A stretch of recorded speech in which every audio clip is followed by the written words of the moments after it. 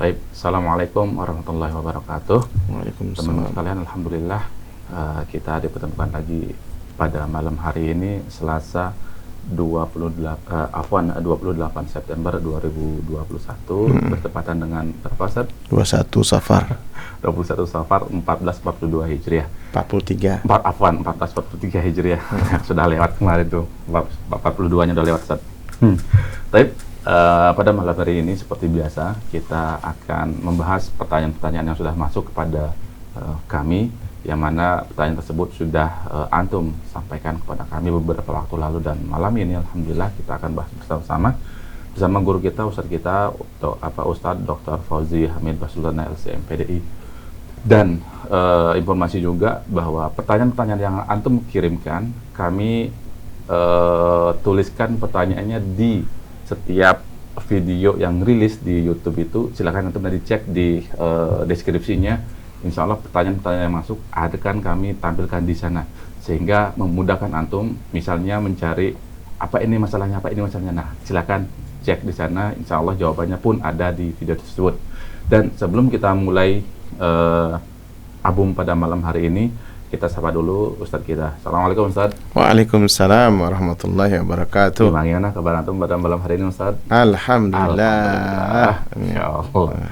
Baik Ustadz. Binikmati tatimus salihat Insya Allah. Barakallahu fiik.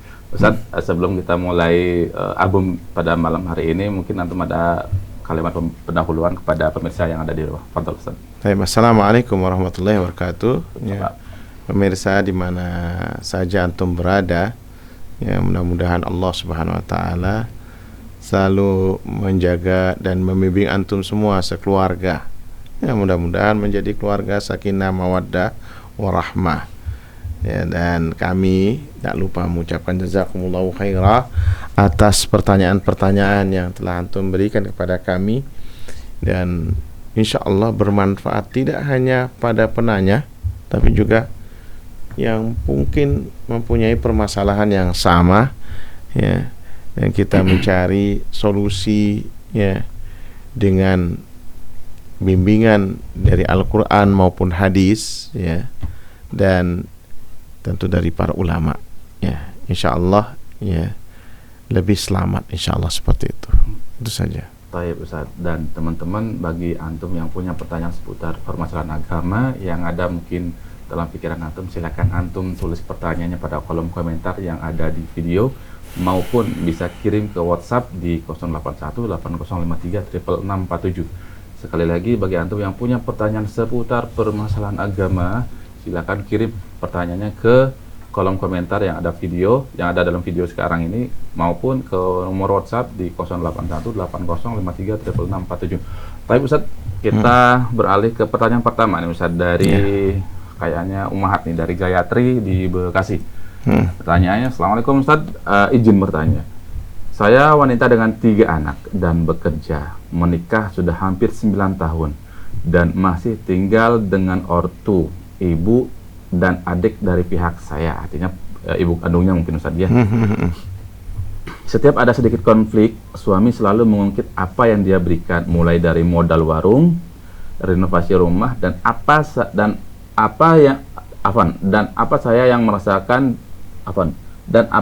yang merasa dia keluarkan untuk kami, sehingga membuat ibu saya merasa sedih. Saya selalu dihadapkan dengan di antara suami dan ibu. Kali ini pun terjadi lagi. Pulang ke rumah semaunya.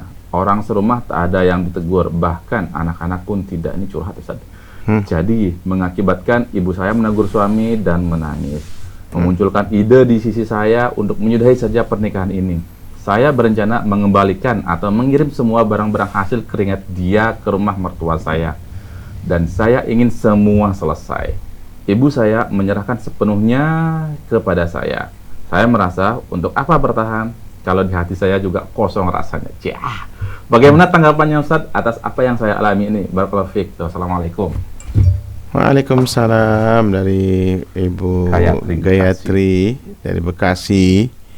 Ya, terima kasih atas pertanyaannya, dan pertanyaan seperti ini, pertanyaan tentang, ya, alaqah jauziyah namanya istilahnya, hubungan suami istri, itu memang sering ada kemiripan yang sama dengan Ibu Gayatri ini dan ya dengan yang lainnya. Maka kita di sini ya berupaya untuk memberikan ya tanggapan bagaimana sih ya Allah dan Rasulnya membimbing kita ya di dalam ya hubungan rumah tangga ini.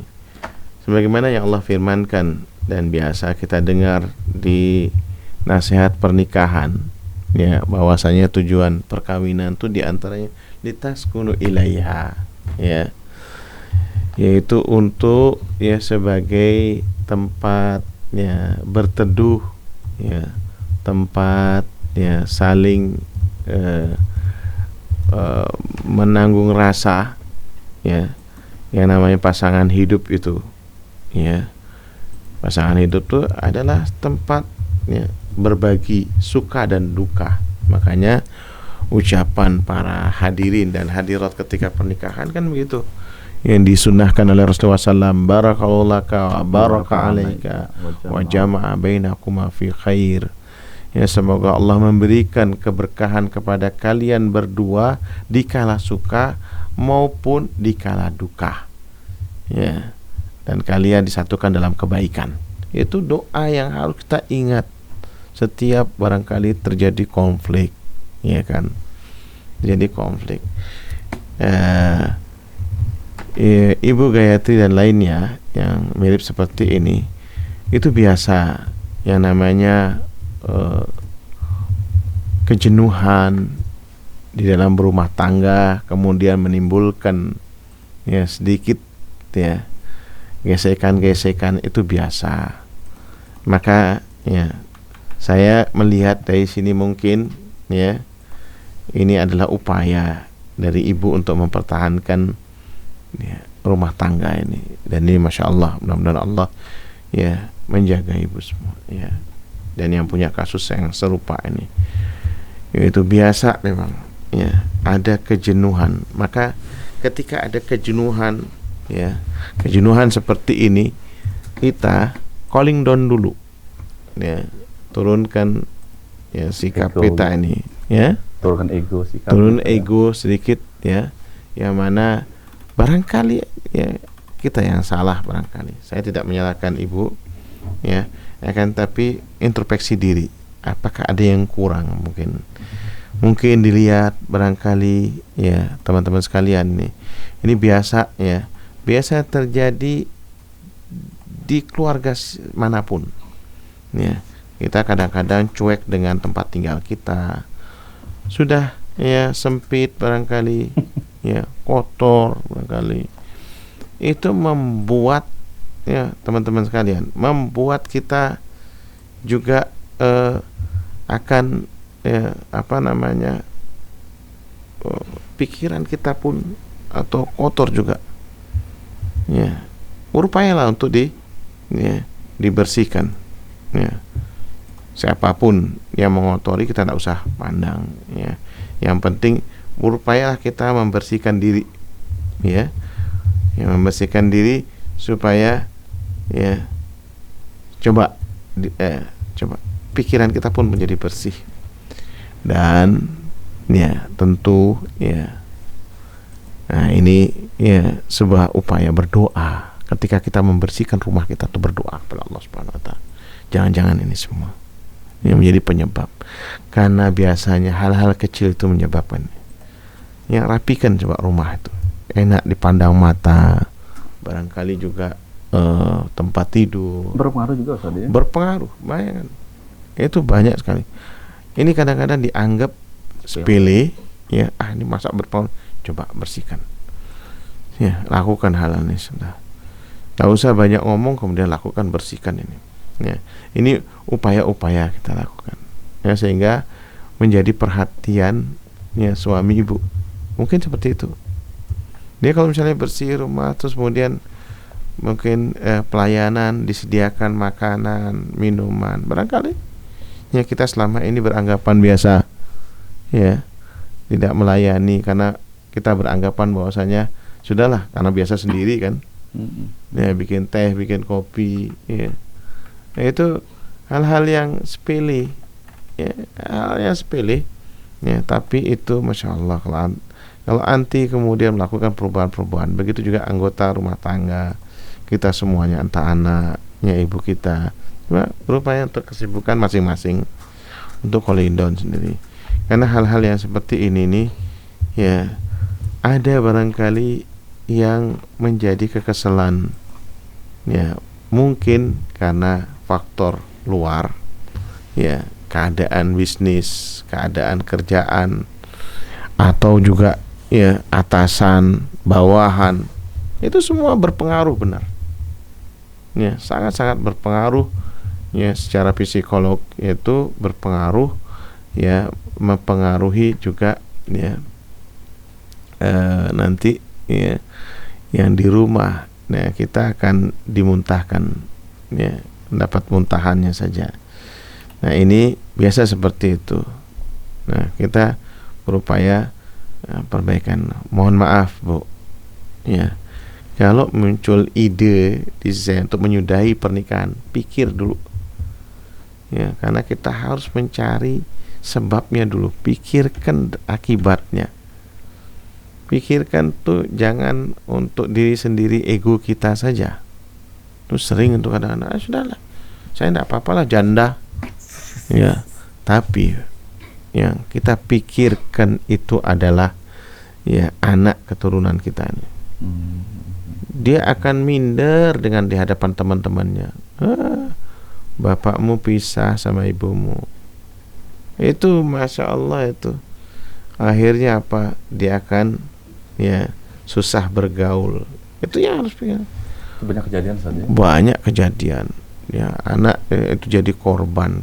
Kita kalau ngelihat, ya, kita betul, ya, kita dulu pernah punya orang tua yang sering juga ribut, itu biasa. Nah, tapi apa akhirnya anak harus berdoa. Ajarkan juga anak mendoakan ayahnya atau ibu. Jangan, mohon maaf ini, kekesalan kita itu kemudian kita ajarkan kepada anak kita memusuhi ayahnya. Nggak boleh. Tidak benar. Walaupun orang tua akhirnya, ya, itu. akhirnya kemudian walaupun orang tua itu musuhan, akhirnya timbul kedendaman. Sungguh terus kemudian anaknya berdoa buruk untuk orang tua. Dikabulkan barangkali doanya. La qadarullah, ya, jangan sampai ditakdirkan oleh Allah. Akhirnya keburukan menimpa ini. Lalu kadang-kadang kita curiga yang macam-macam, ya, barangkali ada, ya, pil misalnya, ya, atau will, ya, atau will, ya, wanita idaman lain barangkali, kan begitu. Ya, kita jangan sampai seperti itu. Percaya Pak suami. Dan betul di ini kan, kalau seandainya kita, ya, benar-benar telah introspeksi diri, mencari sebabnya, kita bisa lihat, ya, dari di lingkungan kita ini. Kemudian mungkin ada kata-kata yang terlontar, itu biasa, kata-kata sudah, maafkan saja. Dan kalau seandainya, ya, rencana ibu mengirimkan semua barang, tidak menyelesaikan masalah, malah kadang-kadang itu menyumpekkan, ya, di rumah mertua, yang kemudian mertua malah ngompori. Sudahlah, kamu pisahkan. Tidak solusi, tidak menyelesaikan masalah. Tidak menyelesaikan masalah. Ya, tidak menyelesaikan masalah. Maka cobanya, mungkin barangkali kalau itu ibu tinggal di rumah, ya, orang tua, mungkin barangkali keinginan suami, ya, ingin berumah tangga sendiri barangkali. Wallahu a'lam. Ya, harus ngalah dong. Ya, coba, ya, cari ininya. Dan itu banyak hal yang perlu dikomunikasikan. Cari waktu-waktu yang barangkali bisa ada tanggapan, ya.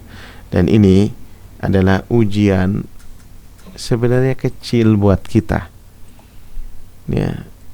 Mohon maaf, ya, mudah-mudahan tidak ada KDRT, kan, itu kekerasan dalam rumah tangga.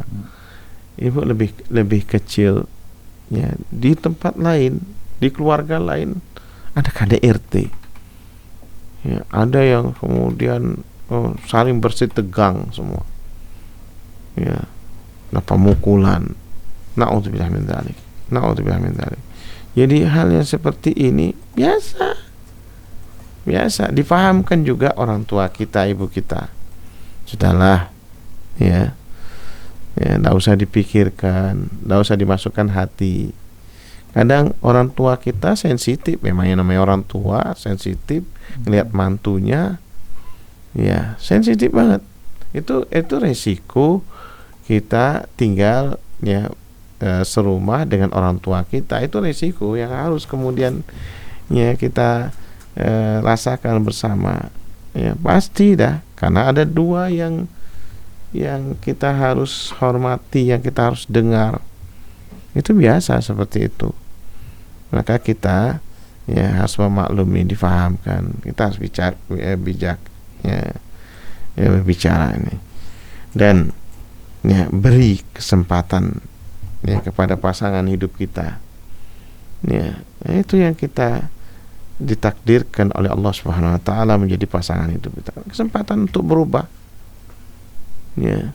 Artinya pikirkan jauh akibatnya. Jangan kemudian mengambil keputusan yang tergesa-gesa, yang kemudian kita susah untuk merangkainya. Ya, mengambil kembali itu susah. Sabarlah, insya Allah, karena solusi yang paling ditekankan oleh Allah dari kesuksesan itu 2 kali kata sabarnya. Ya ayyuhalladzina amanu sabiru wasabiru warabitu wattaqullaha la'allakum tuflihun. Wahai orang-orang yang beriman, ya, sabar dan tetaplah bersabar. Warabitu, jaga itu hubungan keluarga itu. Rabit itu, ribat itu artinya menjaga ya perbatasan negeri. Kalau lingkupnya kecil adalah menjaga keutuhan keluarga. Kemudian wattaqullah, takutlah kepada Allah Subhanahu wa taala. Kita diberikan karunia punya pasangan hidup. Ya tidak sedikit teman-teman kita belum menikah sampai sekarang. Ya kan, masih jomblo dan jomblowati. Jombloan dan jomblowati itu banyak tuh. Tak ketemu itu. Nah, itu kita sekarang diberikan nikmat oleh Allah, tinggal ya ini baru diuji sedikit saja. Tinggal apa? Doa. Barangkali kita ya kurang ya ibadah kita. Ya, insyaallah ketika ibu berdoa, ya insyaallah anak-anak juga dianjurkan berdoa. Insyaallah akan ada banyak perubahan-perubahan. Allahu a'lam bishawab. Baik Ustaz, barakallahu fiik. Jawabannya, dan ini memang banyak kejadian Ustaz ya. Ketika berantem ya anak yang akhirnya jadi korban. Tapi mudah-mudahan kita dijauhkan dari hal tersebut. Tapi Ustaz, pertanyaan kedua dari Awan di Banjarmasin. Pertanyaannya adalah, Ustaz, boleh saya bertanya? Boleh aja. Ya. Sikap apa yang harus saya lakukan saat menghadapi perbedaan dalam kebijaksanaan?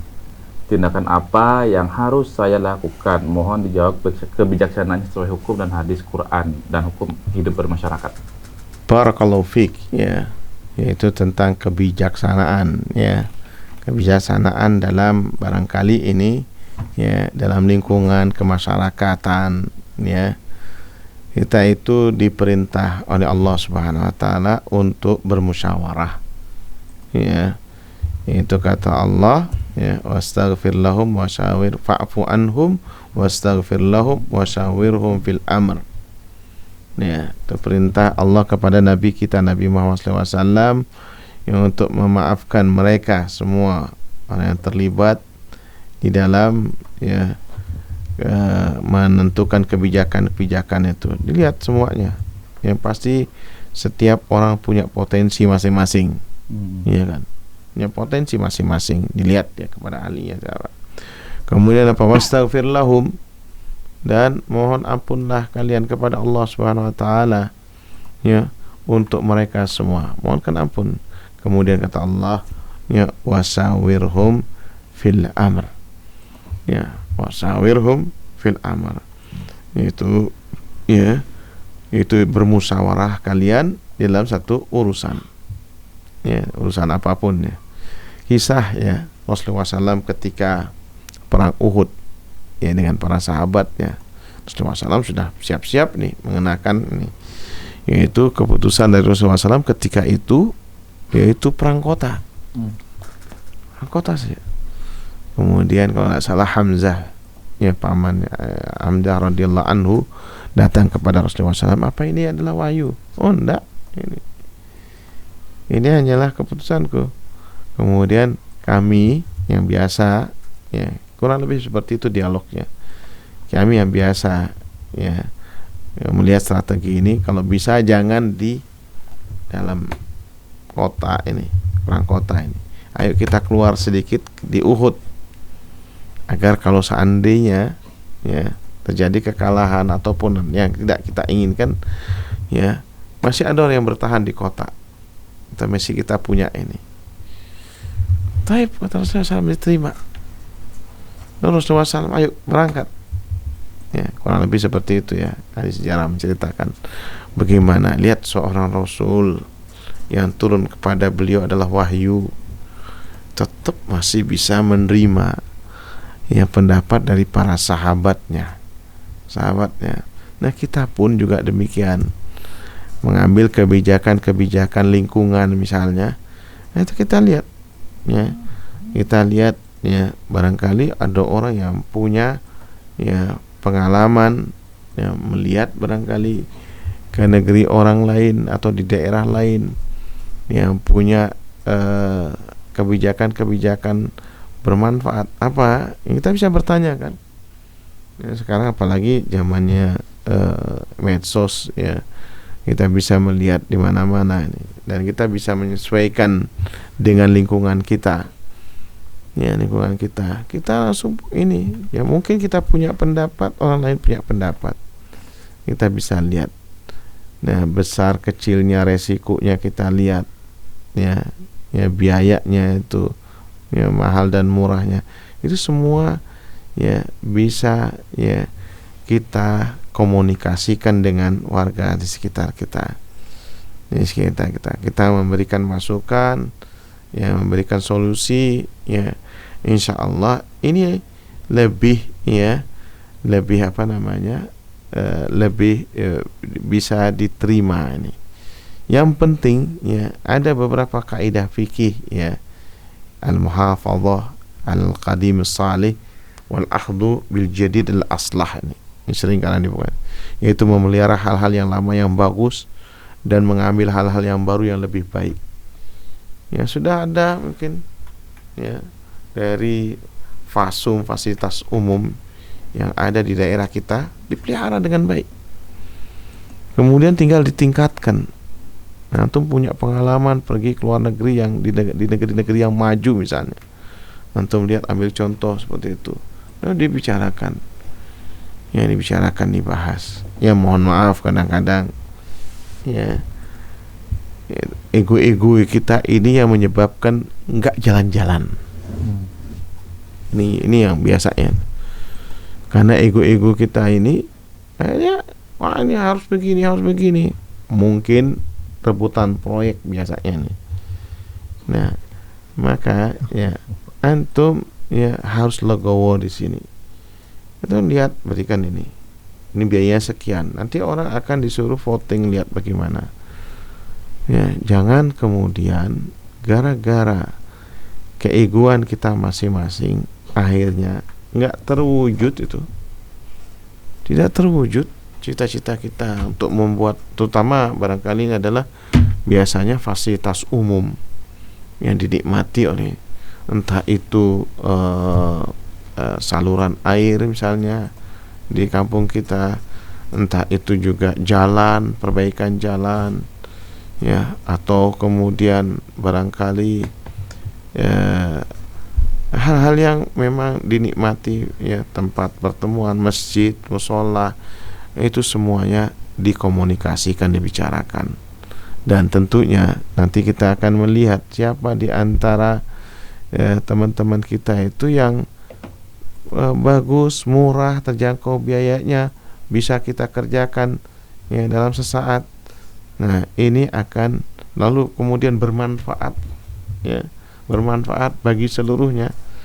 Ini yang tentu kita prioritaskan ya, dan kita jangan kemudian kecewa lalu kita lari dari masyarakat kita, lingkungan kita, ini yang keliru. Kadang-kadang orang kami nyebutnya orang Bali yang ngambul, tidak mau lagi ikut serta dalam kegiatan-kegiatan. Padahal Masya Allah ya. Ini apalagi yang bertanya dari Banjarmasin, ya kan? Ya, Ana pernah ke Banjar, ya Banjar itu daerahnya penuh dengan gambut apa tuh? Tanah gambut. Tanah gambut ini. Nah itu kan perlu orang-orang yang ahli di sana. Bagaimana cara memanfaatkan. Ana sendiri takjub ya dengan beberapa bangunan-bangunan yang di atas yang Masya Allah ini ya. Nah itu tentu pengalaman yang berbicara di sana. Nah itu siapa yang lebih pernah. Wallahu a'lam. Ya, kedepankanlah ya, yaitu darul mafasid muqaddamun ala jalbil masalih. Itu kaidah-kaidah fikih ya, yaitu kedepankan menolak bahaya itu didahulukan daripada mengambil manfaat. Ya, misal banyak sekali sih kebijakan-kebijakan itu. Ya, itu menolak bahaya. Kadang-kadang orang, mohon maaf ini ya orang hanya berpikiran ya yang penting duit masuk. Terserah. Kalau kita buka sekarang, mohon maaf ya, saya kerokokan, bar misalnya. Ya, keuntungan paling dinikmati oleh beberapa orang. Tapi ya, kerusakan lingkungan, kerusakan moral daripada ya generasi muda kita akhirnya cuma ya joget-joget yang naudzubillah min dzalik mengarah kepada narkoba wa iyadubillah, lalu kemudian rusaknya anak-anak muda kita berzina dan lain sebagainya. Ini yang teman, itu namanya kita harus menolak hal yang itu. Darul mafasid yang muqaddamun alal jalbil masalih, didahulukan daripada hanya melihat keuntungan sesaat. Ya, melihat keuntungan sesaat. Ya, yang mana keuntungan itu pun tidak dinikmati oleh ya penduduk setempat, paling investor yang menikmati. Benar. Paling investor yang menikmati.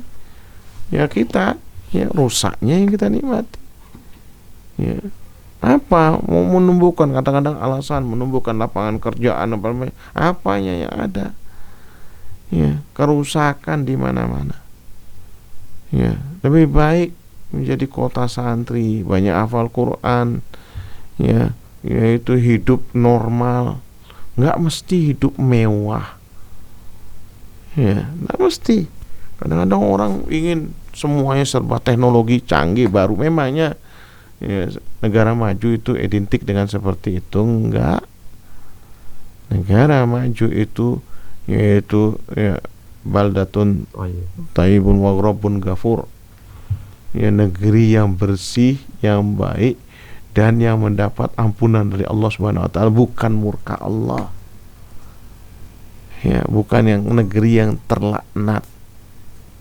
Kita tidak butuh ya kerusakan. Kita butuh kemajuan, kita butuh kerukunan, kita butuh memang ya yaitu pekerjaan, barangkali kesejahteraan kita butuh, tapi kerusakan tidak butuh. Nah ini, jadi itu barangkali Awan dari Banjarmasin ini. Ya. Baik Ustaz, jazakallah khairan. Ini kita ke pertanyaan ketiga dari Yoga di Belitung. Assalamualaikum Ustaz, mau bertanya, kalau mau ganti puasa bulan Ramadan kalau mau ganti bulan puasa Ramadan dilaksanakan di hari Senin dan Kamis, dan saya berdoa dengan niat seperti ini, Bismillah, aku niat puasa hari ini mengganti puasa di bulan Ramadan. Apakah saya salah Ustaz? Soalnya saya pernah bertanya, katanya nggak ada doa khusus untuk ganti puasa bulan Ramadan dan harinya. Maaf Ustaz, saya baru hijrah, saya ngerasa ada was-was Ustaz di bulan qada saya. Syukran. Taib, barakallahu fiik, ya barakallahu fiik. Siapa Yoga di Belitung ini. Ya itu yang pertama tentang ya ini kayaknya ucapan niatnya itu ya. ucapan niatnya. Betul itu. Niatnya Yaitu, dan harinya mungkin Ustaz. ya, niat itu kata Imam Syafi'i amal qalbi muqtarinan bil fi'li. Ya, yaitu amalan hati yang disertai dengan perbuatan. Jadi bukan dengan ucapan. Dengan ucapan itu biasanya orang-orang yang penuh dengan keraguan barangkali. Dia was-was, itu baru dibenarkan untuk diucapkan. Tapi kalau antum sudah yakin dengan ini, sudah tidak usah diucapkan, ya, itu cukup dengan ya, niat dalam hati saja. Niat dalam hati saja. Kemudian teman-teman sekalian, ini pertanyaan yang bermanfaat dari Yoga ini, yaitu bagaimana mengganti puasa ya, bulan Ramadan di hari-hari lainnya. Ya, itu dibimbing oleh para ulama. Ya, dibimbing oleh para ulama, yaitu ya mengganti puasa, atau bahasa fikihnya namanya qadha puasa. Qadha puasa itu sama dengan puasa wajib. Jadi puasa wajib itu bukan hanya bulan Ramadan saja, ya, tapi ada mengqadha puasa, ya, itu ada puasa wajib juga, ya. Kemudian ada yaitu kalau orang itu bernadar puasa, ya, itu adalah puasa wajib. Kemudian ada juga puasa kafaroh. Kalau dia melakukan kesalahan atau dosa, dia harus wajib membayar, ya, di salah satu di antaranya adalah membayar puasa. Itu puasanya adalah puasa wajib. Ini puasa wajib. Maka kata para ulama, yang dari Syekh Utsaimin rahimahullah, itu ya, puasa wajib itu ada bedanya dengan puasa sunnah, ya, yaitu puasa wajib itu, ya, perbedaan yang pertama yaitu niatnya harus di malam hari, artinya waktunya dari ba'da maghrib sampai sebelum subuh, ya, sampai waktu subuh itu niat saya, ya, dalam niat besok saya mau bayar hutang puasa misalnya, sudah itu saja niatnya, saya besok mau bayar hutang puasa, boleh pokoknya di salah satu waktu itu, pokoknya niatnya di malam hari. Sementara puasa sunnah dia boleh di siang hari, yang penting dia dari subuh tidak makan tidak minum, dia lihat istrinya tidak masak apa-apa misalnya, saya mau puasa sunnah ini kebetulan hari Senin atau Kamis, ya kan gitu. Nah, ini perbedaan yang pertama. Kalau puasa sunnah boleh dadakan niatnya, tapi kalau puasa wajib di malam hari. Kemudian kalau puasa wajib, ya, dia sama seperti puasa Ramadan, ya, puasa Ramadan nggak boleh dibatalkan dengan sengaja tanpa ada udzur syar'i. Nggak boleh dibatalkan, nggak boleh. Ya, puasa wajib itu nggak boleh. Ya, saya mau batal lagi, saya nggak jadi puasa, nggak boleh. Nah, tapi kalau puasa sunnah boleh. Nah, antum puasa Senin dan Kamis misalnya, ya, tiba-tiba ada yang undang antum, ngajak ayo makan yuk. Wah, ini kebetulan teman kita yang pelit lagi. Dia tentunya mau goda kita. Inti sungguhan nih, serius nih. Ada fulus dah inti mau goda anak. Bismillah. Ya. Bismillah. Ayo kita makan. Boleh dibatalkan kalau puasa sunnah. Puasa wajib tidak boleh.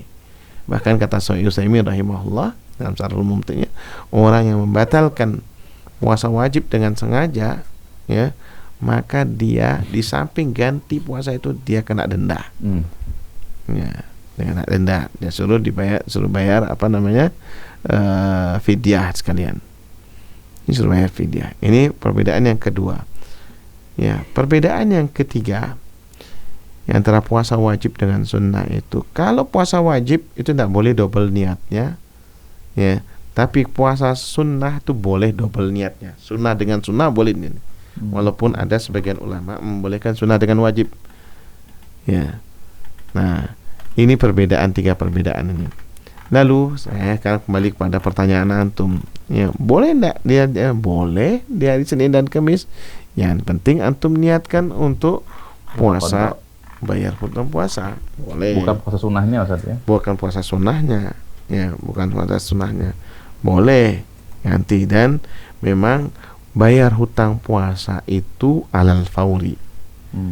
Alal fauri itu maksudnya apa? Wajibnya alal fauri, sesegera mungkin dilaksanakan, ya, sesegera mungkin dilaksanakan. Nah, ini teman-teman sekalian, itu yang wajib yang kita lakukan untuk ya kita melakukan ibadah ya bayar hutang puasa ini. Dan kemudian hutang puasa ini ya ini terutama bagi ibu-ibunya, ya kan, hutang puasa itu kan pasti karena kan kaum hawa ini dia mau ndak mau dia pasti dia ada dapat ya setiap bulannya yang dia harus tidak puasa. Maka sebaiknya itu dicatat. Kalau saya punya hutang berapa, begitu juga sebenarnya yang sakit punya hutangnya berapa, 1, 2, 3. La qadarullah ya, jangan sampai Allah takdirkan dia belum hutang, belum selesai hutangnya meninggal. Maka kalau dia sudah punya catatan buku sendiri tentang hutang ini, tentang puasa, dia kasih tahu pasangan hidupnya. Kalau kita hutang tuh kasih tahu, oh kemarin saya safar, saya tidak puasa, diingatkan ya nanti ya. Nah seperti itu diingatkan ya. Jadi ada yang tahu, pasangan hidup kita atau keluarga kita ada yang tahu. Sebab kata Rasulullah SAW, ini hadis diriwayatkan oleh Aisyah radhiyallahu anha, ya, qalat qala Rasulullah SAW, mamata wa alaihi siyam sama anhu waliyuhu. Siapa yang meninggal lalu dia punya hutang puasa, ya, entah itu hutang puasa karena tidak puasa di bulan Ramadan atau karena nadarnya, maka ahli warisnya boleh mempuasakan untuk dirinya. Warisnya boleh untuk mempuasakan untuk dirinya. Jadi itu ya yoga, jadi boleh seperti itu. Sehingga kita catat kalau sudah bayar, oh alhamdulillah lunas satu.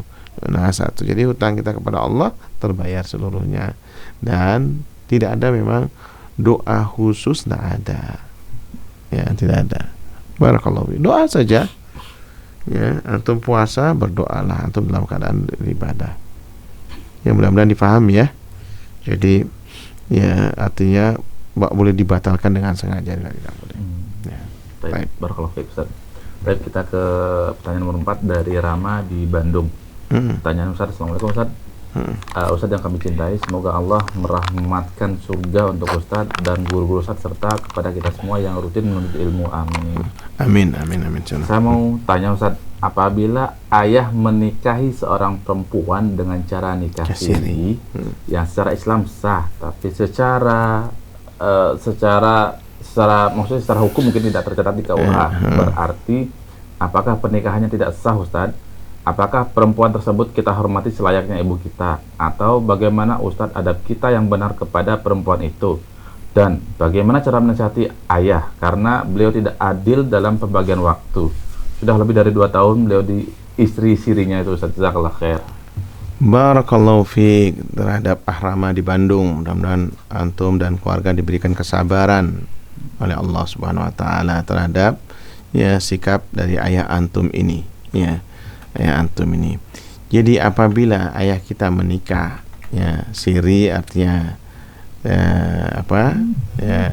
tidak diketahui, sekarang sudah diketahui kan, berarti kan siri atau tidak dicatatkan di KUA, jadi istilahnya hukum positifnya ya, karena pencatatan di KUA ini penting ya, penting sekali ini, yaitu untuk menunjukkan ya pertama ketaatan kepada pemerintah. Ya, taatan kepada pemerintah. Makanya kita harus ya datang. Ya alhamdulillah kita difasilitasi dengan KUA nih, kantor urusan agama ini. Ya mohon maaf ini kadang-kadang orang menggampang-gampangkan. Kadang-kadang biasanya seperti ini mau lari dari tanggung jawab nanti. Biasanya gitu. Ya, nanti iya ya, dia kasihan istri sirinya ini tidak dapat apa-apa dia. Ya, kalau misalnya kalau misalnya apalagi kalau ini alhamdulillah anaknya ngerti agama. Ya, ngerti agama. Ya, ngerti agama itu ibunya ibu tiri ya biasanya. Disebutnya ibu tiri gitu. Ya, ibu tiri disebutnya. Ya, itu ibu tirinya dan itu sah. Ibu kita. Bagaimana sikap kita? Tetap selayaknya ibu kita. Selayaknya ibu kita. Saya melihat satu keluarga ya, Masya Allah ya, Ya memang sekarang mungkin kalau antum lihat sekarang kayaknya kita mau berantem terus nih sama ibu tiri kita atau sama saudara tiri kita. Kayaknya seperti itu. Tapi ana melihat satu keluarga yang punya 3 ibu sekarang di masa tuanya, Masya Allah, bangganya mereka punya keluarga besar dari ayah. Bangga sekali. Ajib gitu ya. Bayangkan tuh, bangga sekali mereka. Dulunya memang wah ribut sekali.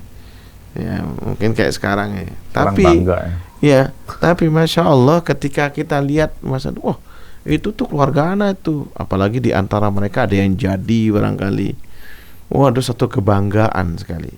Wallahu a'lam, kita bolak di kehidupan dibolak-balik oleh Allah Subhanahu Wa Taala. Jadi berbahagialah ya di keluarga ayah antum ya itu punya istri dan mungkin ibu. Tinggal apa yang jadi permasalahan kita ya, bagaimana menasihati ya ayah antum ini, ya ayah antum untuk supaya ya memperhatikan ibu kita ya, ibu antum ya, karena biasanya barangkali ada hal-hal yang tidak disenangi oleh ayah ya, kita tidak tahu ya, itu biasa, itu namanya manusiawi ya, sifat itu. Maka coba pelan-pelan, harus ada ini, ajak momen-momen kebersamaan ya, ibu sekalian ini siapa tadi, Rama ya. Ya, kita kadang-kadang ini teman-teman sekalian nih, persoalan rumah tangga ini jangka panjang kita pikirkan, jangka pendek dan menengah itu kita lupakan, kita abaikan. Apa jangka pendek dan menengah? Yaitu kebersamaan dengan keluarga. Ya, kebersamaan dengan keluarga itu penting sekali.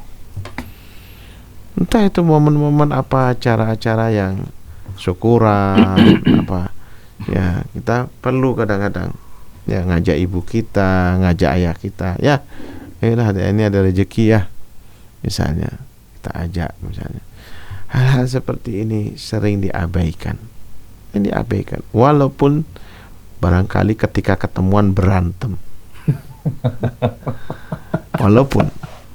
walaupun itu biasanya ketemu tuh berantem aja. Tapi coba aja kalau antum upayakan pelan-pelan, sedikit-sedikit, insya Allah akan ada perubahan.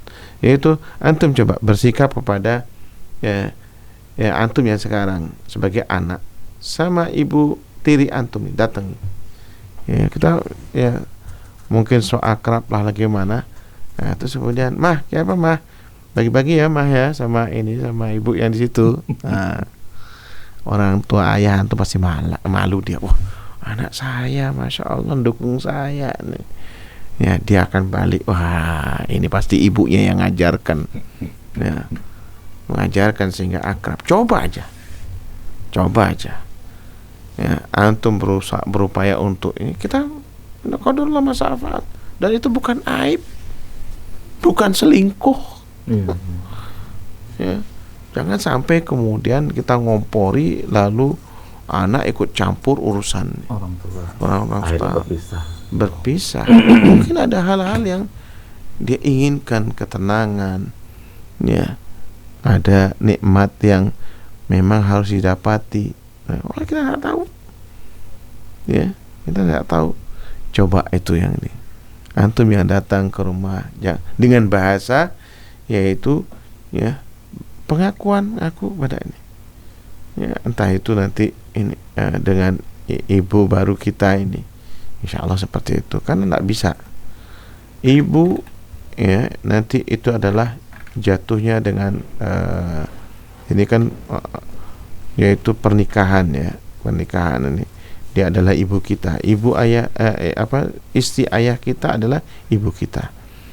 Ya, dan itu jadi mahram abadan saja. Ya, yaitu mahram mu'abbad.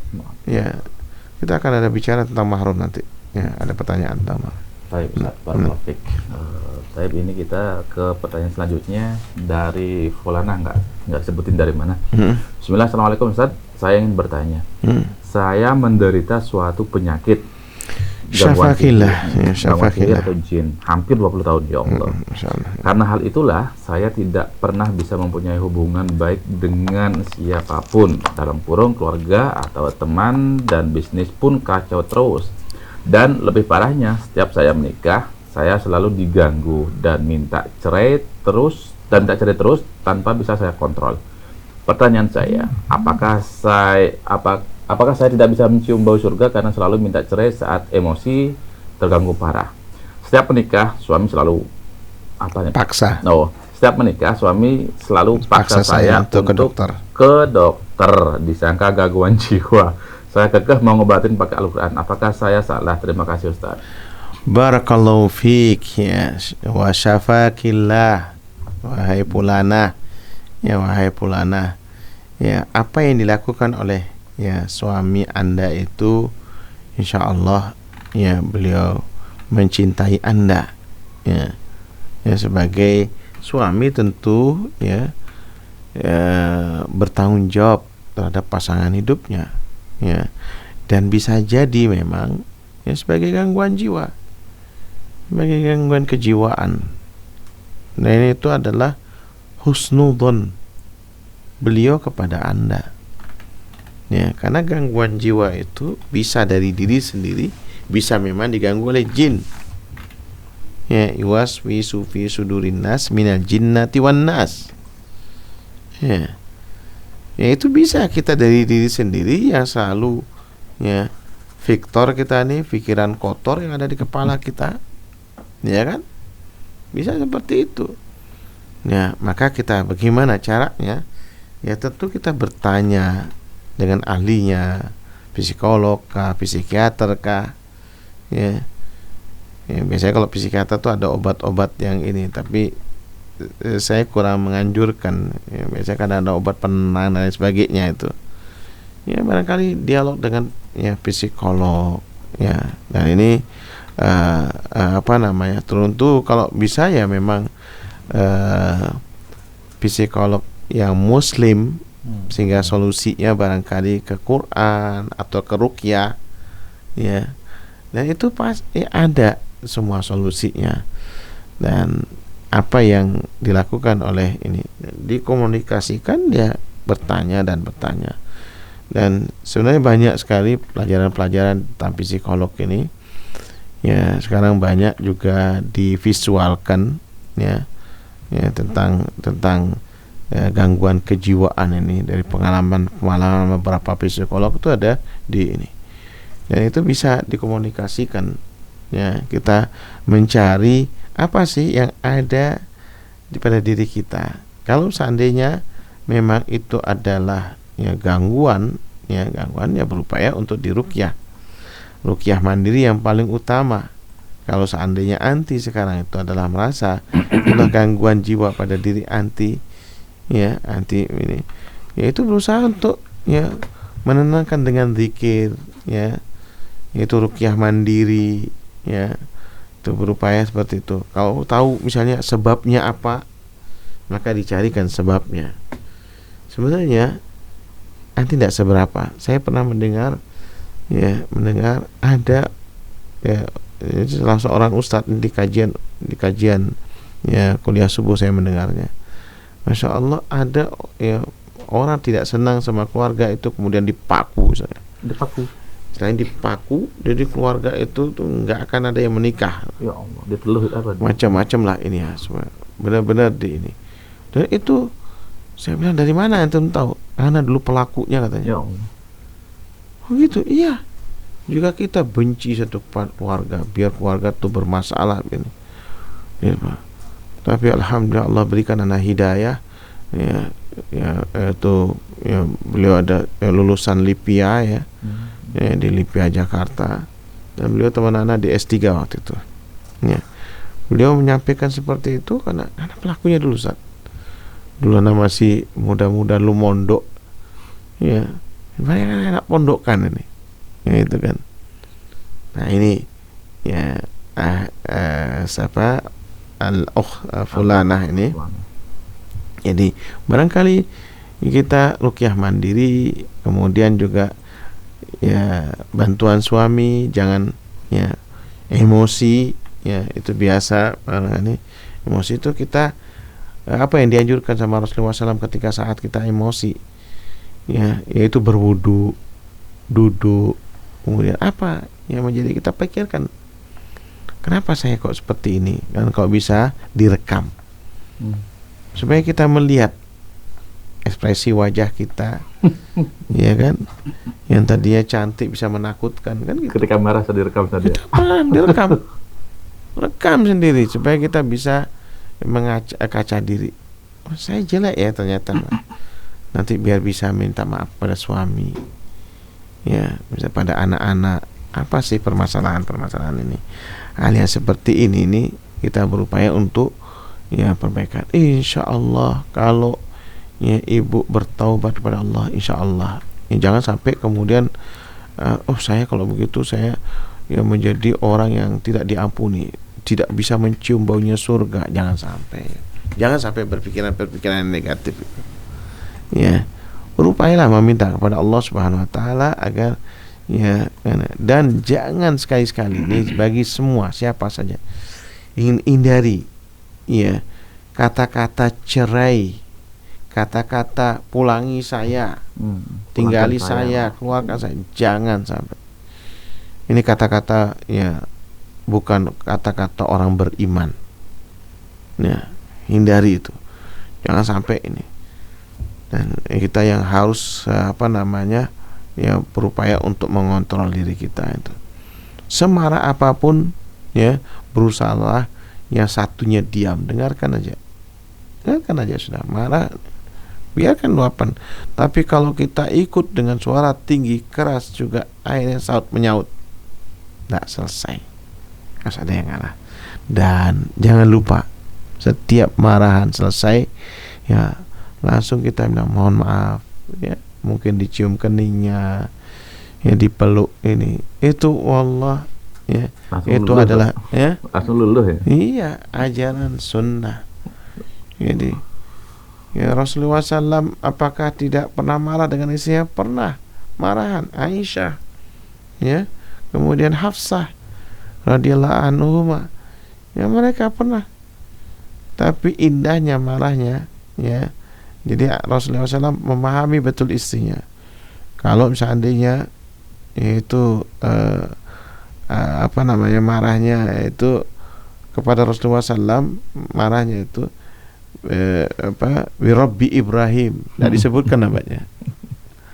Ini berarti dalam keadaan marah ini ya, demi Tuhannya Ibrahim. Tapi namanya Ibrahim maksudnya Nabi Ibrahim alaihissalam ya. Nah itu ini ya indahnya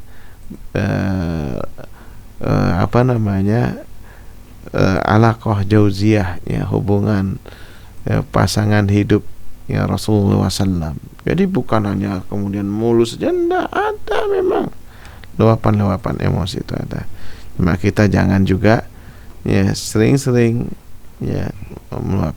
Makanya bagaimana kita berupaya untuk saling memahami. Allahu a'lam. Baik Ustaz, barakallahu fiik. Kita beranjak ke pertanyaan ke-6 dari hamba Allah. Assalamualaikum Ustaz, mau bertanya, hukum kotoran cicak apakah membatalkan wudhu? Syukron. Barakallahu fiik. Ini pertanyaannya sederhana nih. Bayangkan kotoran cicak ini. Ya, cicak itu dibahas nih. Ya mohon maaf nih, kadang-kadang yang bertanya ini ya mudah-mudahan bukan antum ya. Kadang-kadang yang bertanya ini selalu jadi nanti yang suka was-was ini. Hati-hati ini penyakit was-was ini. Bikin syak saja. Ini cicak ini. Tapi itulah fikih. Itulah fikih, detail sekali. Dalam Islam ini sangat detail sekali. Dan para ulama membahasnya. Ya, para ulama membahasnya. Di antaranya yaitu ada 3 pendapat di sini. 3 pendapat hukum tai cicak ini, padahal ini. Kotoran cicak ya. Iya. Pertama, ulama menegaskan bahwa binatang yang tidak memiliki darah merah seperti serangga dan sebangsanya ya, bangkainya tidak najis ya. Demikian pula kotorannya, bangkainya tidak najis ya. Misalnya seperti belalang, kan ada ini, ada darahnya ya. Tidak ada darah mayatnya. Pokoknya sejenisnya nih, bangkainya tidak najis. Ibnu Qudamah ya, dan ulama mazhab Hambali mengatakan, ya, ma la nafsa lahu sa'ilah fa huwa tahirun bi jami'i azzaihi wa fudalatihi. Binatang yang tidak memiliki darah merah mengalir, dia suci sekaligus semua bagian tubuhnya dan yang keluar dari tubuhnya. Nah, itu suci ini. Dikecualikan, ya, dari benda najis yang tidak termasuk najis, yaitu bagi binatang yang tidak memiliki darah, ya. Jadi ini pendapat dari ulama dari kalangan Syafi'iyah, namanya Ar-Ramli, ya, rahimahullah taala. Ini dikecualikan dari benda najis, yaitu yang tidak termasuk najis, yaitu bangkai binatang yang tidak memiliki darah, yang tidak mengalir ketika dilukai, baik karena tidak memiliki darah sama sekali atau tidak memiliki darah namun yang tidak mengalir. Memiliki darah tapi tidak mengalir. Barangkali nyamuk ya di sini maksudnya. Nyamuk kan memiliki darah dia tapi tidak mengalir dia. Yang mengalir mah nyedot dia. Habis dah ini tepuk mati dia. Nah, itu jadi. Pendapat yang kedua, ya, mayoritas ulama mengatakan cicak termasuk binatang yang tidak memiliki darah yang mengalir. Ini pendapat yang kedua nih. Ya, wa amal wazak faqata'a, ya, jumhur bi annahu la nafsa lahu sa'ilah. Nah, itu ini ya. Untuk cicak mayoritas ulama menegaskan dia termasuk binatang yang tidak memiliki darah yang mengalir. Coba aja antum pukul, sudah dia kelihatan dagingnya saja ada ini. Nah, itu. Nah, itu di antaranya. Nawawi menukil keterangan Al-Marwardi, ya. Dinukil dari Mawardi mengenai cicak ada dua pendapat ulama Syafi'iyah. Ada yang mengatakan sebagaimana ular. Sementara ya, Syekh An-Nasr Al-Maqdisi menegaskan bahwa cicak termasuk hewan yang memiliki darah merah mengalir. Ya, dalam kitab Al-Majmu'-nya Imam Nawawi. Jadi dua pendapat dari kalangan ulama Syafi'iyah yang bermadzhab Syafi'i ini. Ya. Ya, kemudian mazhabnya Imam Ahmad bin Hanbal dari Al-Mardawi mengatakan apa? Wasahi minal madhab, dan yang benar dari madhabnya, maksudnya pendapat madhabnya kalangan Hanabilah, ya, bahwa cicak memiliki darah merah yang mengalir. Ya, cicak memiliki darah merah yang mengalir. Hal ini telah ditegaskan sebagaimana ular. Ya, ini pendapat kedua. Itu dapat. Ya, yang ketiga ini, sebagian ulama memberikan kaidah binatang yang memiliki darah merah mengalir dan dia tidak halal dimakan maka kotorannya najis. Ini pendapat yang kita. Lalu kesimpulannya. Ini kesimpulannya. Masya Allah itu. Ternyata dari cicak ada 3 pendapat. Ya, 3 pendapat. Jika Anda menguatkan pendapat bahwasanya cicak termasuk binatang yang tidak memiliki darah merah, ya, yang mengalir, maka bangkai dan kotoran cicak tidak najis. Kalau antum berpendapat bahwasanya dia tidak memiliki ini, tidak najis ya. Ya. Tapi sebaliknya, jika Anda berkeyakinan bahwa cicak memiliki darah merah mengalir, maka kotorannya pun najis. Nah, ini. Nah, tapi di sini ada kesimpulannya. Meskipun banyak ulama berpendapat bahwa najis sangat sedikit yang menempel di badan dari binatang yang sulit untuk dihindari, termasuk najis yang ma'fu anhu, yang boleh tidak dicuci. Jadi barangkali kita kan susah nih, mana-mana ada cicak nih, apalagi kalau di masjid yang males takmirnya barangkali. Ya kan, kotorannya ada cicak di mana-mana. Aduh, susah nih. Sudahlah, ma'fu anhu, walaupun najis itu kecil saja. Ya, walaupun baunya enggak enak juga itu cicak. Hitam putih lagi, Zat. Iya, hitam putih. Nah, ini urusan cicak aja. Wow, itulah kelebihan fikih Islam. Islam komprehensif, Zat, yang komprehensif semua. Dan itu Masya Allah ya Mas kalian. Asik kan? Anak senang tanyaan-tanyaan kayak gini nih. Ya, menggelitik Mas, saya harus membuka buku, lihat lagi. Oh, bagaimana? Ya. Barakallahu fiik. Masya Allah, dari cerita cicak pun kita bisa mengambil faedah fikih. Ya, Masya Allah. Baik, Ustaz, kita ke tanya selanjutnya dari Rizal di Jimbaran. Ini mengenai mahram. Yang dalilnya ada pada Al-Quran, Quran surat An-Nisa ayat 22 sampai 23. Pertanyaannya adalah, ini ada 2 pertanyaan, Ustaz. Apakah itu berlaku untuk nasab yang non-muslim? Seperti kita boleh berjabat tangan dengan bibi, saudara kandung ibu yang non-muslim.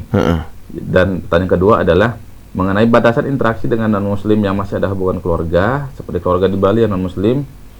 Ya begitulah. Bila ada kegiatan kematian, kita sebagai umat Islam batasan melayat seperti apa, Ustaz? Barakallahu fiik. Ya, ini pertanyaan tentang mahram ini. Ya, mahram itu artinya, ya, mahram itu yang dimaksud adalah wanita yang haram dinikahi oleh laki-laki. Ya, itu artinya itu. Ini surah betul lah, surah An-Nisa ayat 22 24 ya. Itu tentang mahram itu. Itu 23 ya. Taib. Terus kemudian pembagian ada mahram mu'abbad, ya, mahram yang selamanya dia menjadi mahram buat kita, diharamkan. Ya, mahram mu'abbad, dan ada yang mahram mu'akkad. Mu'akkad itu yang sementara saja yang jadi mahram kita nih. Mahram mu'abbad itu ada yang karena nasab, ya. Mahram mu'abbad nih ya, yang karena nasab tuh ada 7 wanita. Pertama ibu, kedua adalah anak perempuan, ketiga saudara perempuan, ya, kemudian keempat bibi dari jalur ayah. Nah, ini dia yang beliau tanya. Yang kelima bibi dari jalurnya ibu, ya. Kemudian yang keenam dan ketujuh anak perempuan dari saudara laki-laki dan anak perempuan dari saudara perempuan, yaitu keponakan. Ya, keponakan itu semua mahram karena nasab. Pertanyaan antum di sini, ini kalau nanti kita kalau dibahas panjang sekali nih. Ya, ada mahram mu'abbad dan mahram mu'akkad, ini panjang sekali pembahasannya. Jadi ana hanya mengkhususkan apa yang antum tanyakan di sini, yaitu antum tanyakan di sini apakah, ya, boleh berjabat tangan dengan bibi saudara kandung ibu yang non muslim? Boleh. Ya, karena dia mahram karena nasab. Ya, boleh. Nggak boleh dinikahin, jangan kafir. Oh, lo halal jadi ini. Nggak boleh kalau nggak boleh, nggak ada hubungannya. Nggak ada hubungannya. Nah, itu ininya. Jadi kalau bisa didakwahi, ya, dia berlaku juga bagi yang non muslim, ya, boleh, ya. Ya, mengenai batasan interaksi dengan non muslim yang masih ada hubungan keluarga, Masya Allah, Al-Quran itu mengajarkan simpel kali. Allah turunkan 6 ayat di surah Al-Kafirun. Semuanya boleh kita lakukan kecuali 2 hal. Ya, ajaran agama itu gampang, kecuali 2 hal. Yaitu apa? Urusan akidah dan ibadah, nggak boleh kita ikut campur. Urusan muamalah apa saja boleh, kecuali 2 hal. Keyakinan kita sudah berbeda dengan mereka. Jadi jangan kemudian dianggap, oh Islam itu susah sekali, semua dilarang. Nggak semua dilarang. Yang dilarang cuma 2 hal. Nggak boleh meyakini agama mereka itu benar. Sudah selesai. Itu akidah urusan kayak. Seluruhnya, ya, keliru seluruhnya. Ya. Jadi keluarga kita itu yang belum muslim, ya, mereka tidak akan diterima seluruh amalannya, dan dia di akhirat nanti menjadi orang yang rugi. Maka ada kewajiban kita mengenalkan Islam kepada mereka. Dengan cara apa? Dengan bermuamalah yang baik. Ya, wa in jahadaka, ya, alla an tusyrika bima laisa laka bihi ilm, ya kan? Ya, kata Luqman, ya, rahimahullah ini. Luqman ini kalau tidak salah hidup di zamannya Nabi Daud alaihissalam. Beliau ini orang bijak, ya. Orang bijak betul dia ketika menasihati, ya, keturunannya, anaknya ini. Kalau seandainya kedua orang tuamu itu, ya, berupaya untuk mengajak menyekutukan Allah Subhanahu wa taala, jangan engkau taati. Tapi pada saat yang sama, wasahibhuma fid dunya ma'rufa. Ya, tapi pada saat yang sama diperintah oleh Allah, namun kalian harus berbakti kepada kedua orang tua kalian yang non muslim. Karena Islam adalah harga mati. Artinya sampai mati, ya, kita harus beragama Islam. Wala tamutunna illa wa antum muslimun. Janganlah kalian mati kecuali dalam keadaan beragama Islam. Nah, itu masalahnya. Yaitu urusan keyakinan nih. Urusan yang kedua yang tidak dibenarkan, ya, kita berinteraksi dengan mereka adalah urusan ibadah. Ini urusan ibadah. Nah, ini yang tidak boleh kita ya berinteraksi ya dengan ibadah-ibadah mereka.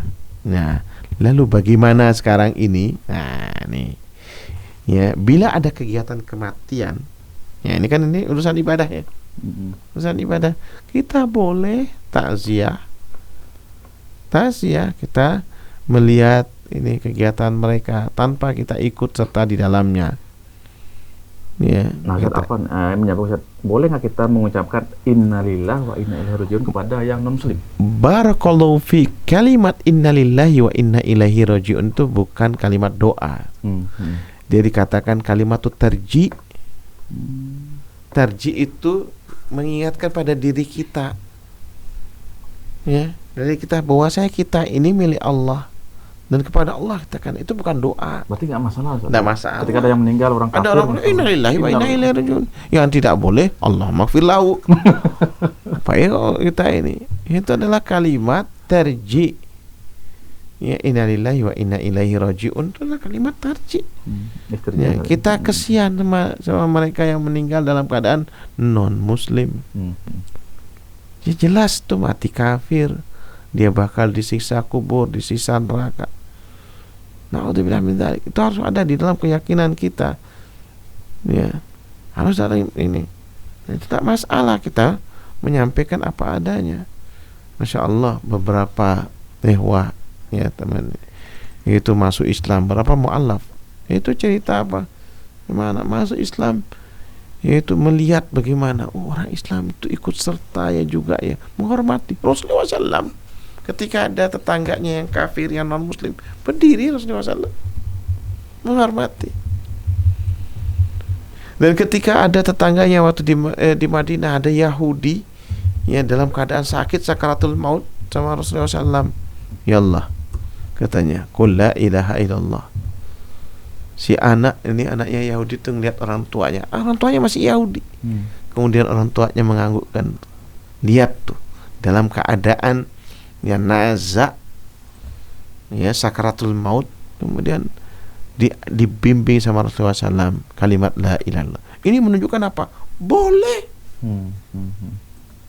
boleh kita berkunjung. Wallah ya, kita tidak tahu. Jadi mereka akan lihat Islam luar biasa ya, kita kan bukan dalam rangka beribadah pada dia. Ya, apalagi itu keluarga kita, takziah kita, ya, takziah kita di batas itu aja kita lihat, ya, kita sambil berdoa, ya Allah mudah-mudahan ya ada di antara mereka yang beragama Islam, masuk Islam. Kita berdoa, Allahumma di kaumi, ya itu doanya para nabi dulu. Ya Allah ya Tuhan kami, ihdi kaumi, ya beri petunjuk kepada kaumku ya Allah. Ya, fa innahum la ya'lamun. Ya, karena mereka tidak mengetahui. Ya. Mudah-mudahan Allah akan berikan hidayah. Wallahu a'lam. Dengan sikap kita ini namanya dakwah bil hal. Lebih bisa diterima teman-teman sekalian. Lebih bisa diterima. Cuma tadi itu antum harus ngerti batasan. Batasan cuma dua. Urusan keyakinan. Ya, rukun iman kita enggak sama dengan keyakinan mereka. Jelas itu. Ya, orang kafir itu cuma ada dua bagian saja. Ya, ahlul kitab dan ya orang musyrik. Itu aja. Yang dibantah oleh Allah, lam yalid wa lam yulad. Ya, bahwasanya ahlul kitab itu berkeyakinan Tuhan itu beranak pinak, dibantah oleh Allah di surah Al-Ikhlas. Bahwasanya Allah tidak melahirkan dan tidak dilahirkan, tidak punya anak Allah, dan Allah tidak dilahirkan. Itu bantahan untuk ahlul kitab. Musyrik yaitu meyakini bahwasanya banyak Tuhan berjenjang, ya, maka Allah mengatakan walam yakul lahu kufuwan ahad. Itu keyakinan kita terhadap ya mereka. Udah, makanya lakum dinukum waliyadin, diulang-ulang oleh Allah Subhanahu wa taala. Ibadah lagi yang berupa salam, kita salam tidak usah, kita selamat pagi, ada salam nasional, anggaplah salam Pancasila. Itu lebih menyatukan kalau misalnya kita kepada non muslim nggak usah kemudian salam gaduh-gaduh. Semua Ya kan ada salam agama. Pancasila katanya, Mm-mm. mau Pancasila, mau ini salam itu cukup. Ya selamat pagi, selamat sore, selamat ya siang. Nah itu bisa kita bisa bermuamalah ketimbang kita karena menggunakan salam-salam mereka yang ada pengakuan, ya pengakuan terhadap Tuhan mereka. Nggak boleh, tidak boleh teman-teman sekalian. Nah itu, jadi hati-hati dengan ini, ya, masalah seperti ini. Nah kemudian masalah yang berhubungan ibadah, misalnya ada ritual kegiatan kematian mereka yang mereka beribadah, lakum dinukum waliyadin, antum hindari itu, cuma lihat saja, itu boleh. Allah. Dan kita pun nggak perlu pakai pakaian khas mereka gitu saja. Nggak perlu pakai. Justru kita menampakkan syiar kita gitu. Syiar kita, insya Allah itu adalah dakwah kita. Nggak usah pakai pakaian hitam-hitam, itu kan kebiasaan mereka seperti itu. Biasa saja, ya kan. Itu sebagai lambang kesedihan. Tidak, Islam tidak mengajarkan seperti itu. Iya kan. Wallahu a'lam bishawab itu. Baik, Ustaz, jazakallahu khairan atas jawabannya, dan kita beranjak ke pertanyaan masuk ke selanjutnya dari Ninawati. Dikatakan di antara waktu mustajab untuk berdoa adalah antara azan dan iqamah. Bagi kami para akhwat, batasan iqamahnya mengikuti yang di masjid atau bagaimana, Ustaz? Jazakallahu khairan. Barakallahu fiik. Kata Rasulullah SAW, inna du'a ya la yuraddu bainal adhan wal iqamah fad'u. Ya, kata ini hadis diriwayatkan oleh Anas bin Malik radhiyallahu anhu. Ya, beliau berkata, Rasulullah SAW bersabda bahwasanya doa itu, ya, sungguh berdoa di antara adzan dan iqamah itu adalah tidak tertolak, maka berusahalah kalian untuk berdoa. Ya, berusahalah kalian berdoa. Maka kita ini diberikan waktu-waktu mustajab, ya, waktu-waktu yang dikabulkannya doa. Apa yang kita lakukan di antara adzan dan qomat itu, bisa berdoa. Kita angkat tangan sekali waktu, kita kadang-kadang tidak perlu mengangkat tangan, kita berdoa, ya, di hadapan Allah Subhanahu wa taala. Kemudian sholat sunnah rawatib, ya. Kemudian barangkali membaca Al-Quran dan lainnya, ya. Misalnya kalau sholat subuh cukup jedanya cukup panjang itu 15 menit, ya. Dan memang kadang-kadang ini juga, ya, perlu ada kesepakatan takmir dan jamaah, ya. Kalau misalnya musola atau masjid antum itu di dekat perkantoran, di dekat pertukuan, maka sebaiknya waktu asar pun jedanya agak panjang. Karena banyak itu, ya, waktu asarnya pendek, ada apa gitu loh kadang-kadang.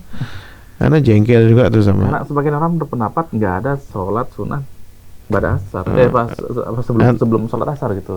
Sebelum sholat asar ada 4 rakaat, tapi dia bukan rawatib. Rasulullah SAW biasa melakukannya 4 rakaat. Nanti itulah 4 rakaat berarti kan dia 6 menit lebih. Kalau misalnya 2 rakaat itu 3 menit, berarti 6 menit. Taruhlah 10 menit. Ini kadang-kadang baru adzan, ya, 5 menit langsung kemudian qomat. Padahal ada yang baru bangun tidur, ya. Ada boci kan, bobok ciang. Ya kan. Ya. Bobok ciang kan kasihan, kelimpungan dia kan. Ya, bobok ciang ini. Nah, ini cobalah dipahami ini. Barakallahu, ini pertanyaan Ninawati ini banyak kali ini, ya. Terkait dengan itu. Ya, kembali tadi isiannya dengan, ya, di waktu antara adzan itu, yaitu hendaknya memang dia di antaranya membaca Al-Quran, terutama membaca surah Al-Mulk, ya, yang mana fadilahnya dijauhkan daripada siksa kubur. Ya, surah Al-Mulk itu 3 menit kalau kita baca, ya, 3 menit kalau kita baca surah Al-Mulk, yaitu. Nah, sekarang pertanyaannya, ya, yaitu, ya, apakah wanita termasuk di dalamnya? Iya. Barakallahu fik ini.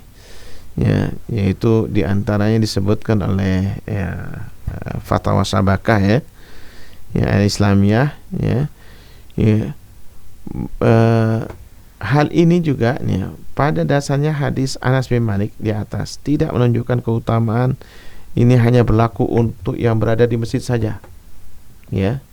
Hadisnya juga mengabarkan bahwa inilah ya di antara waktu yang mustajab. Siapa yang terpenuhi syarat-syarat terijabahi doa, lalu dia berdoa pada waktu tersebut, maka diharapkan doanya terkabul, baik dia sedang berada di masjid ataupun di luar masjid. Demikian juga doanya para wanita yang sholat di rumah, ya kan, terijabahi bila berdoa pada waktu tersebut. Nah, banyak juga dinukil dari Imam Syaukani rahimahullah tentang itu. Jadi ya doanya para wanita pun juga dikabulkan walaupun dia berada di rumah, ya, karena tidak dikhususkan untuk laki-laki. Ya, dan itu biasanya memang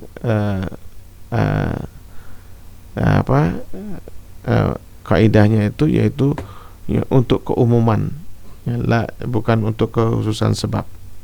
Ya, al umum bila bi umul lafdi, ya. Ya, biasanya seperti itu. Jadi ya untuk keumuman dilakukannya ya untuk semua orang, tidak ada khusus untuk ini. Ya, untuk laki-laki saja dan bukan untuk ya bukan untuk laki-laki saja. Ya. Ada juga di antara yang lain yang faktor-faktor terijabahinya doa, yaitu faktor tempat, ya, misalnya ya, di Masjidil Haram, di Masjid Nabawi, ya, atau di masjid, ya. Faktor waktu kayak yang ini. Juga ada kondisi orang yang berdoa, dia memang ya dalam keadaan berwudu, ya, barangkali, atau dalam keadaan safar, ya, dalam keadaan safar itu ya termasuk saat-saat yang terijabahi doa. Maka kita kalau misalnya ada keluarga kita yang lagi safar, doakan anak ya, antum kan lagi safar tuh. Bisa sekali, ya. Kemudian juga keempat, sifat daripada doa, ya, sifat terijabahi doa, sifat daripada doa, ya, misalnya disertai dengan asmaul husna, doa-doa dari Al-Quran, doa-doa yang diajarkan oleh Rasulullah SAW. Biasanya doa-doa dari Al-Quran tuh dimulai dengan Rabbana, Rabbana atina fid dunya hasanah. Kalau dari hadis biasanya dimulai dengan Allahumma, ya, Allahumma itu biasanya dari hadis.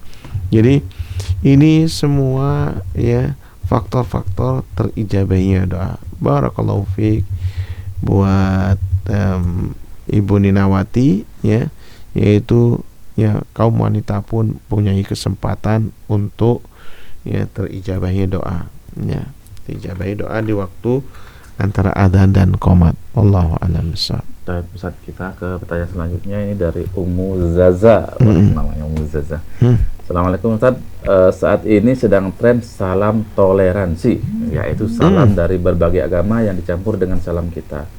Bagaimana hukum orang yang mengucapkannya? Apakah Islamnya batal? Syukron.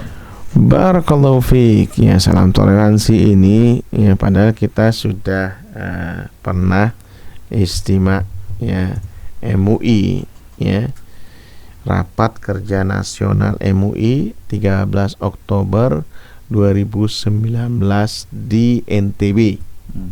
Ya, dan itu sudah disepakati, ya. Disepakati, ya, tentang bagaimana kita bersikap di situ. Poin pertama, ya, dalam rapat kerja Rakernas MUI 13 Oktober 2019 itu di NTB tersebut, Nusa Tenggara Barat, disebutkan bahwa agama adalah sistem keyakinan yang di dalamnya mengandung ajaran yang berkaitan dengan masalah akidah dan sistem peribadahan yang bersifat eksklusif bagi pemeluknya, sehingga meniscayakan adanya perbedaan-perbedaan antara agama satu dengan agama yang lainnya.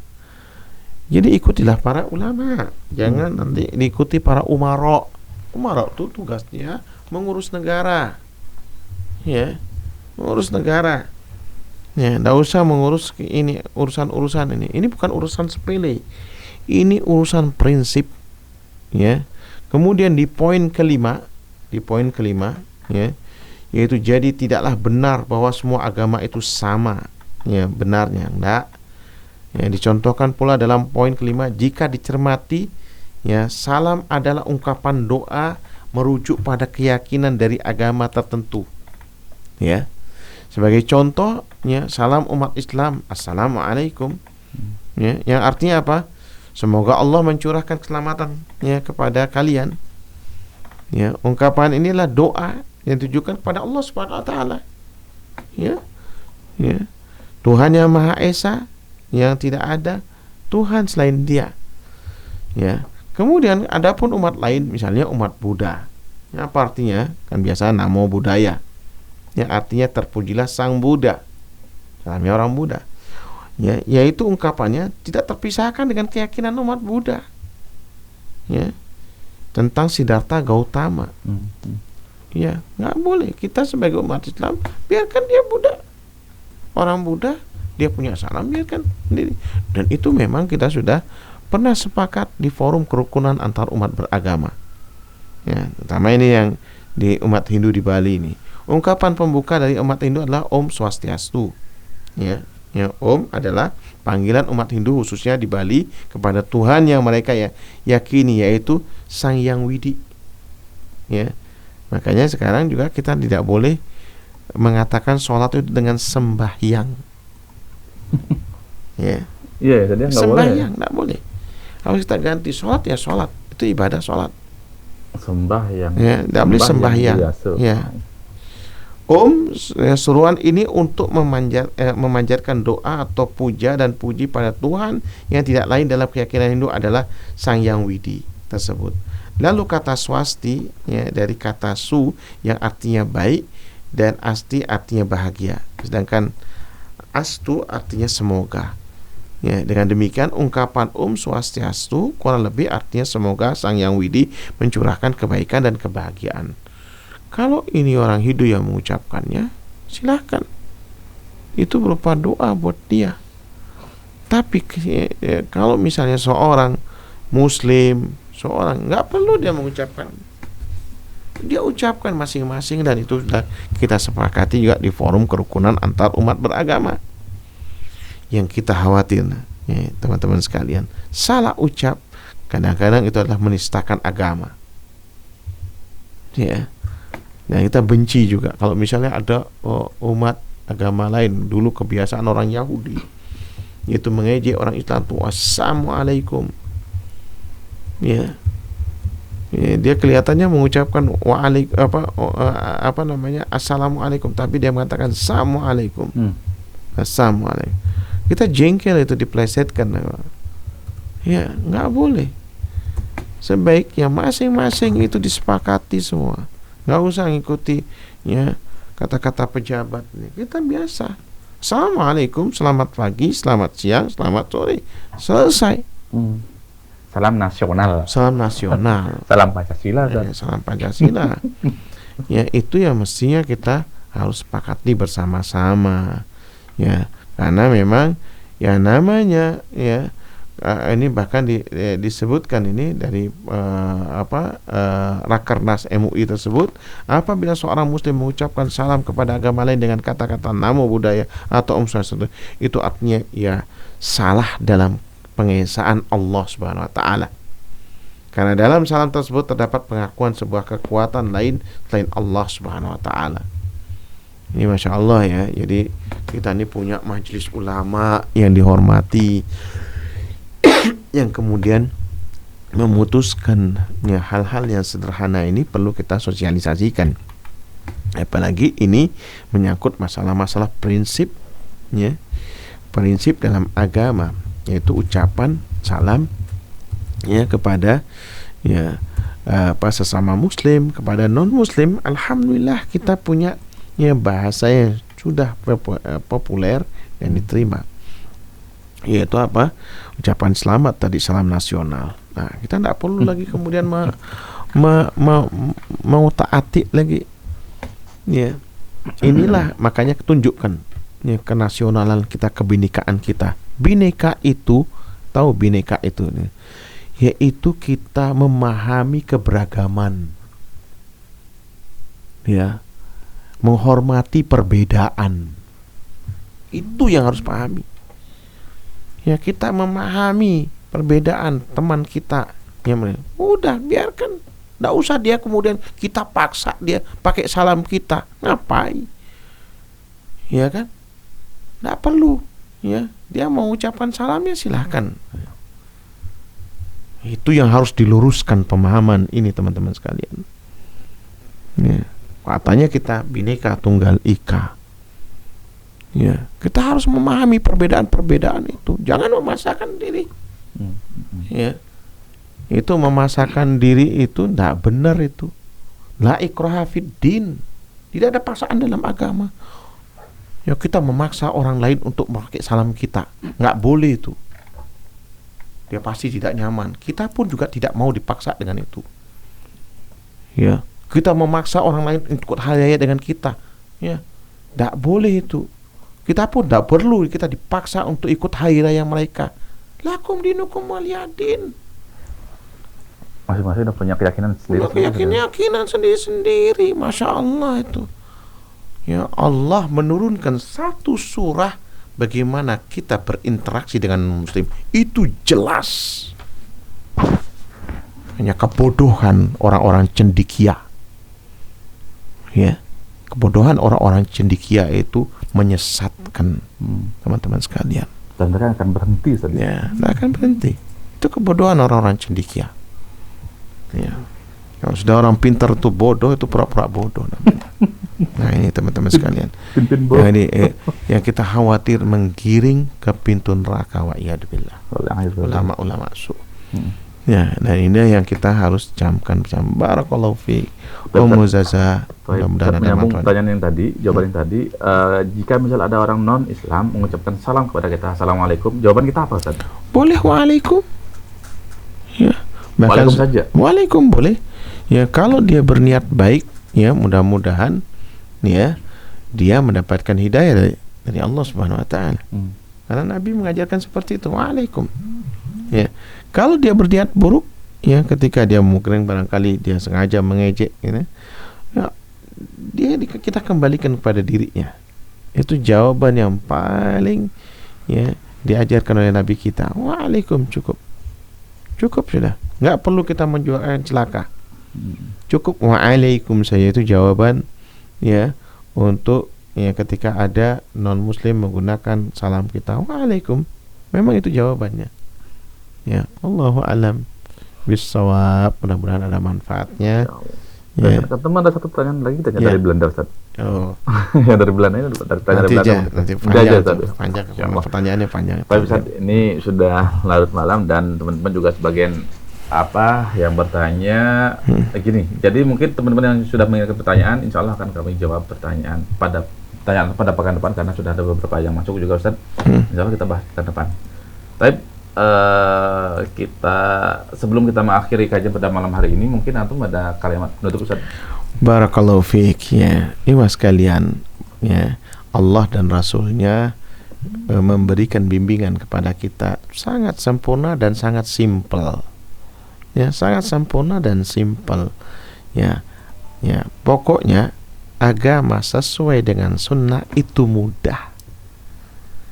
Tapi yang namanya bid'ah itu bikin susah. Lihat aja. Semua yang sesuai dengan sunnah itu mudah, bid'ah itu malah justru bikin susah. Ya, mudah-mudahan ada manfaatnya. Kurang lebihnya minta maaf. Subhanakallahumma wa bihamdika asyhadu an la ilaha illa anta astaghfiruka wa atubu ilaik. Assalamualaikum warahmatullahi wabarakatuh. Baik teman-teman, karena sudah ditutup sama Ustaz, kita tutup saja. Assalamualaikum warahmatullahi wabarakatuh. Waalaikumsalam warahmatullahi wabarakatuh.